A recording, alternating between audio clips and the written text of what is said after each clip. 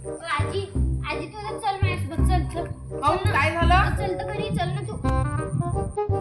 थांब पहिले सांग मला काय झालं तर. आजी ती माझी मैत्रीण नाही का, तुला माहिती आहे ना आपल्या घरी येत असते, किती चांगली आहे माहिती मैत्रीण. तिनं मला फसवलं ना. महिना पहिले तिने माझ्याजवळून 500 रुपये घेतले आणि म्हणत होती आईची तब्येत लय खराब आहे. आणि आता मला तिची आई दिसली तर मी त्यांना विचारत होती, काजी काकू तुमची तब्येत कशी आहे आता? तर तिची आई म्हणत होती की माझी तब्येत तर चांगलीच आहे, मला काय झालं?